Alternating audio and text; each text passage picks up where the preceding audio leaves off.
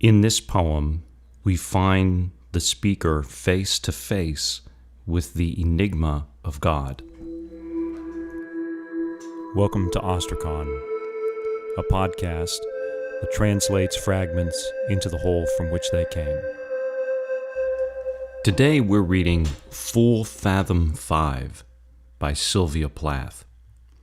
Sylvia Plath was a poet and novelist. She was born in 1932 and died tragically at the age of 30 in 1963. But in her short and tumultuous life, she produced two incredible collections of poetry, The Colossus and Ariel. Full Fathom 5 is from the first collection, the Colossus. Let's read it. Full Fathom 5. Old man, you surface seldom. Then you come in with the tides coming, when seas wash cold, foam-capped. White hair, white beard, far flung. A dragnet rising, falling, as waves crest and trough. Miles long extend the radial sheaves of your spread hair, in which wrinkling skeins knotted, caught, survives the old myth of origins unimaginable. You float near, as keeled ice mountains of the north, to be steered clear of, not fathomed. All obscurity starts with a danger. Your dangers are many. I cannot look much, but your form suffers some strange injury and seems to die. So vapors ravel to clearness on the dawn sea. The muddy rumors of your burial move me to half believe. Your reappearance proves rumors shallow. For the archaic trenched lines of your grained face shed time in runnels. Ages beat like rains on the unbeaten channels of the ocean.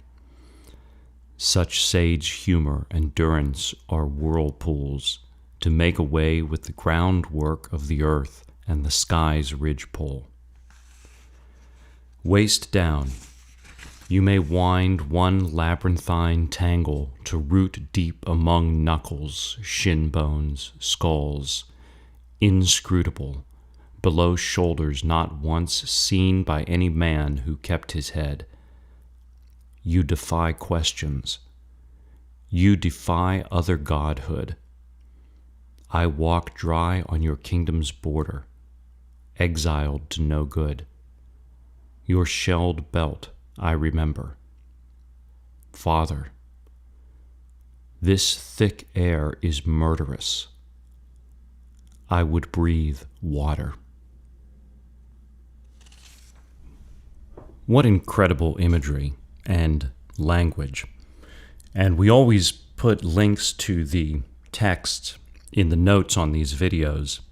And I'd recommend looking at this one because the breaks in the lines allow you to read them in different ways.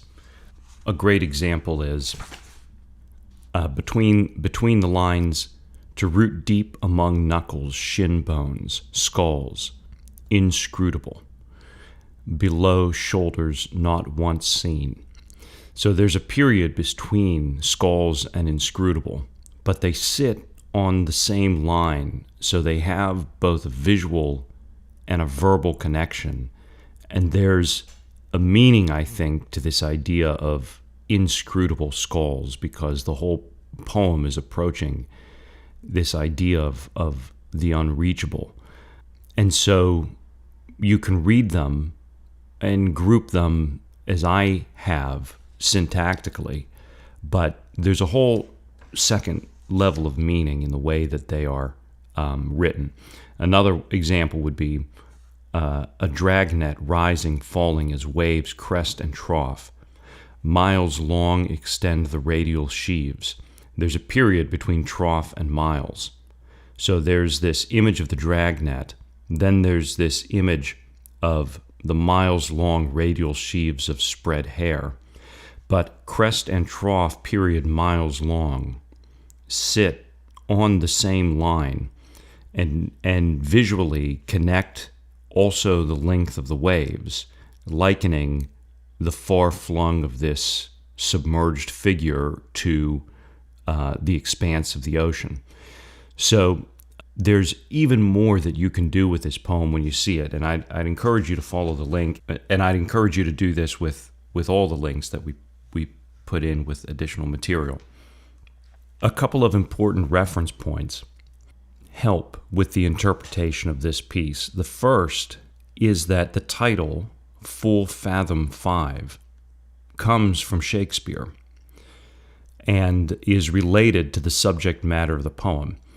In The Tempest, Prospero, a wizard, lives on a magical island and captures, separates, and enchants, one might even say manipulates, several isolated groups of people from a shipwreck. In one of the groups of people is a prince named Ferdinand, and Ferdinand thinks that his father has drowned in the shipwreck.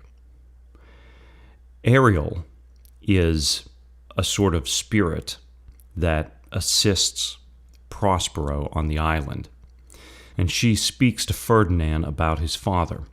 Interesting to note, Ariel is also the name of Plath's second poetry book that I mentioned a moment ago. But when Ariel speaks in The Tempest, she gives a stanza that begins Full Fathom 5, and it goes like this.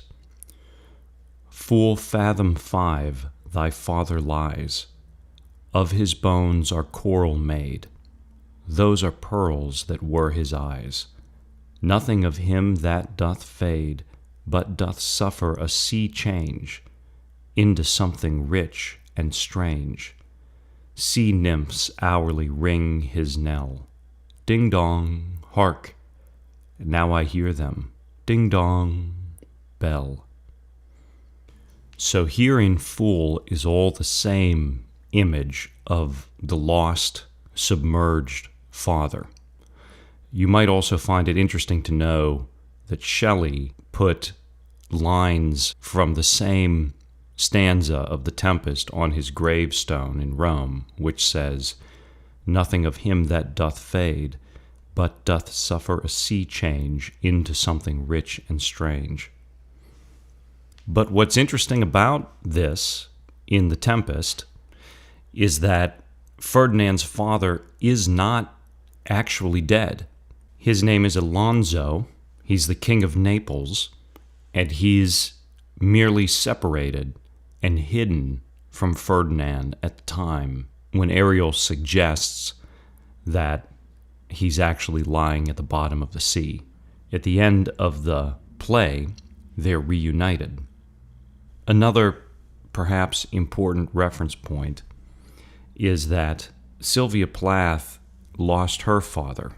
Her father died shortly after she turned 8 years old, and so perhaps she longed to know him and understand him more deeply.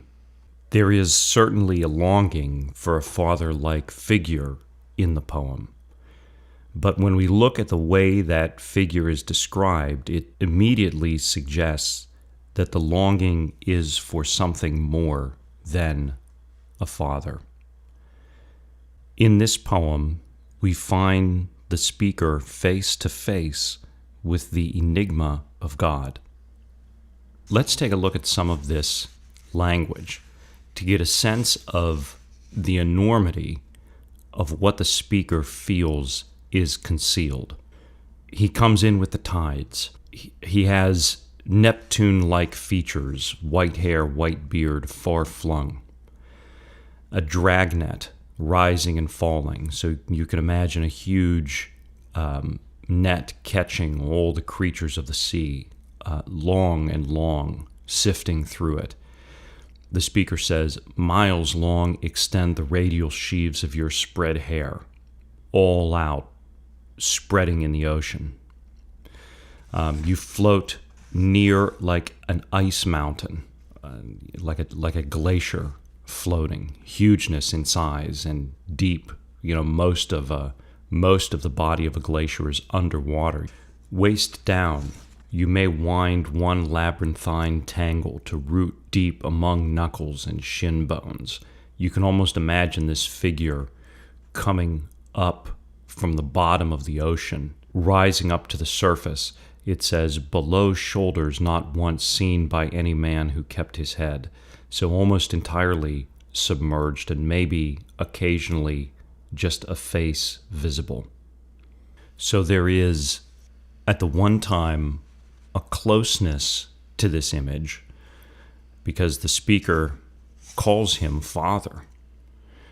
But then there's an unreachable largeness as to what the image is, what it might be, how much it might mean. There's also a sense of extraordinary ancientness to this image and mysteriousness. So let's look at some of this language. In the long hair spreading out in the waters, it says, knotted, caught, survives the old myth of origins unimaginable. A wonderful image where you can imagine in this figure itself and in the long drag net of its hair, so to speak, are caught all of these old and persisting things that we think this image is or might be. But in reality, it's larger than any of them. They're caught in it. Another one. For the archaic trenched lines of your grained face shed time in runnels. Ages beat like rains on the unbeaten channels of the ocean. You can imagine, almost like for the part of this figure that surfaces, a heavily rain-worn, cragged face suggesting innumerable time. And then that is likened to the unbeaten channels of the ocean, its vastness, all the parts of its surface that ships don't travel. And that vastness and that sense of crossing and isolation is also suggestive of great time. Now, of this intimate and yet unfathomable figure, there is a surrounding mystery, but it's a mystery that calls deeply to the speaker to know it better. We already mentioned the part of the old myths caught within it, but look at these sections.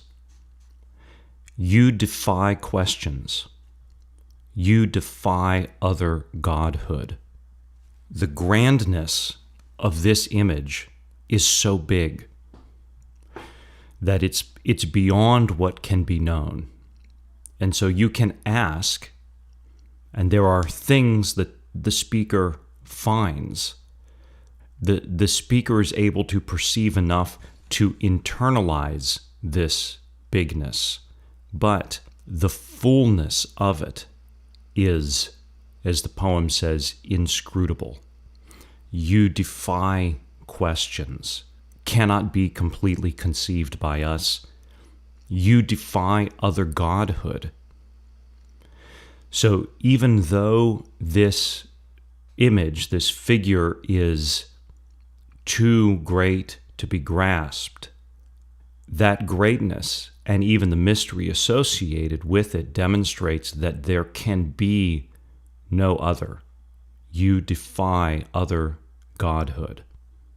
Here's more.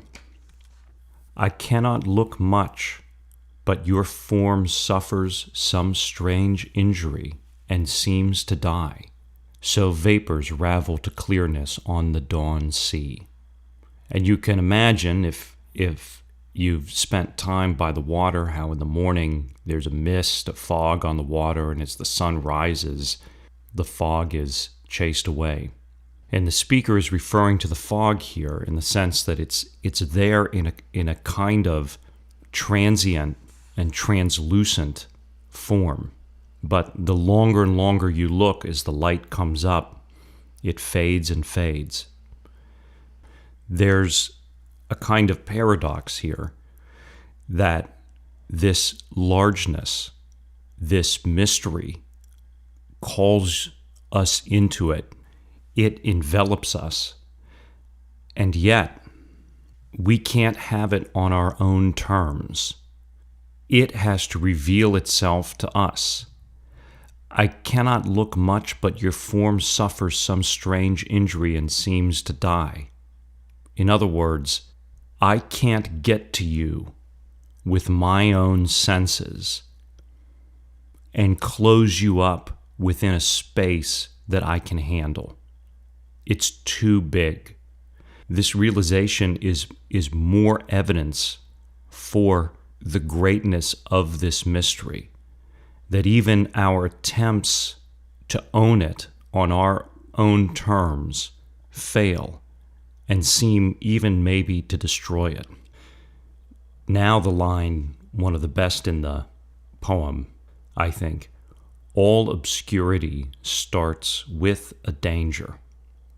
Your dangers are many. Yes, all obscurity starts with a danger, because if it was right before you, right and ready and buttoned up, then it wouldn't be obscure. There'd be nothing needed to go after it. In the need to risk yourself in the pursuit, that's a necessary corollary to there being something obscure that is worth discovering. And she says here, your dangers are many. It feels that way. In searching for this biggest of all mysteries, it can often feel that you have to put so much of your life on the line in the search. And though life is short, life is long. And sometimes in the search for this greatest of mysteries, the danger can visit you in the question of, what are all the other things I have foregone, be they pleasure or otherwise, in my pursuit of this unfathomable? But yet, as we feel along with the speaker of this poem, the unfathomable is there, ancient, calling to us, intimate to us, slowly revealing. Now the last point, none of this grandness, none of this mystery destroys the intimacy that the speaker has with this figure. The speaker longs for it, in fact, longs for it more and more, the larger and more mysterious it is, and the more impossible it becomes to capture it on our own terms. Two particular resonant lines are, "The muddy rumors of your burial move me to half believe." This is an interesting line because it's almost the reverse of how you might initially read it. The first time through, "The muddy rumors of your burial move me to half believe." It almost seems like there's rumors out there about you, and I half believe them. But the interesting thing about this poem is that the speaker is already in relationship to this figure.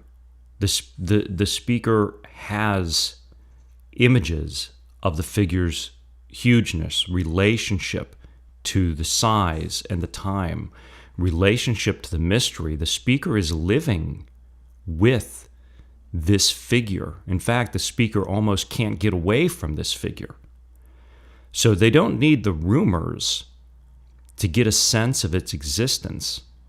Rather, it's the muddy rumors, the kind of, they're maybe equally as inscrutable as the figure, but it's the rumors of the burial that move me to half believe. Because the speaker's experience is of a figure that, though concealed, though unfathomable, is not dead, is not buried. The next line is, your reappearance proves rumors shallow. In other words, even the rumors of the life, death, submergence, return of this figure are equally unable to grasp it, just as the speaker. And the fact that they are out there wanting to see this thing buried that the speaker yet lives in relationship to, it strengthens the relationship because she sees the rumors to be false. What's interesting too is this line about the rumors immediately precedes the line, for the archaic trenched lines of your grained face shed time in runnels. Ages beat like the rains on the unbeaten channels of the ocean. So it is in some sense the ancientness of this figure that outlives all of these rumors.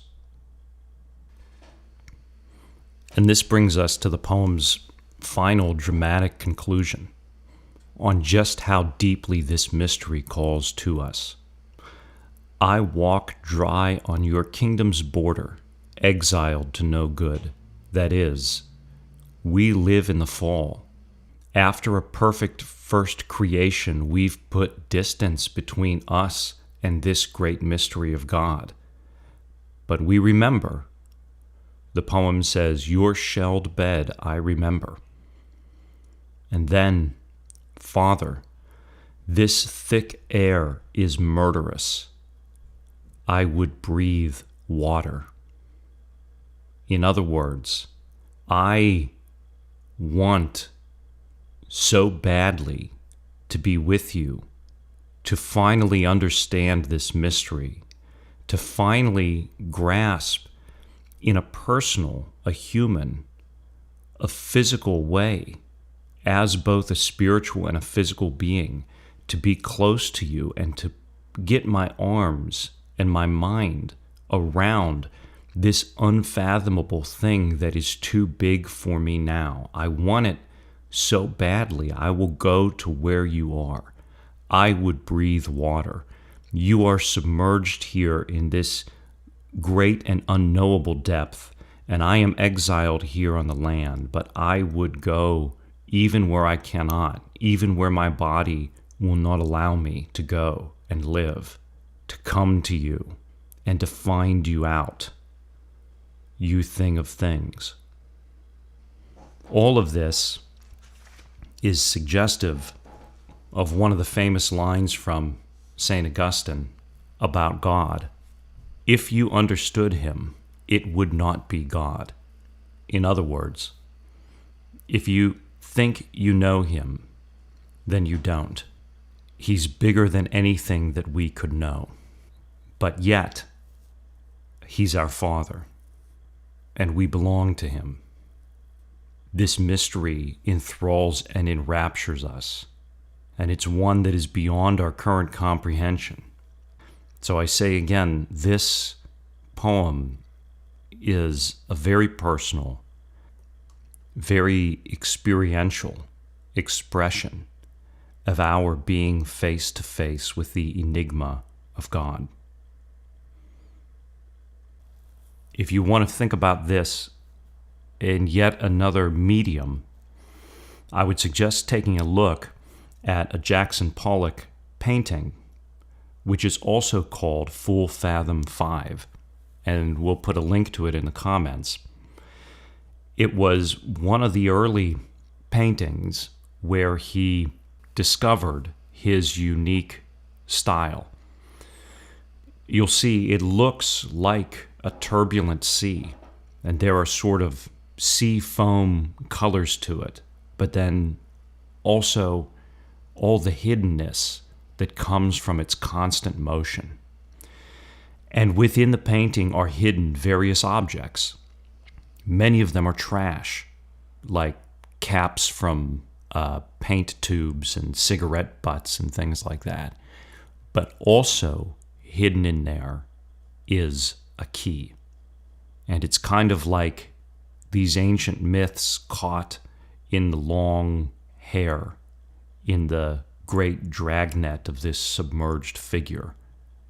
But they offer the key.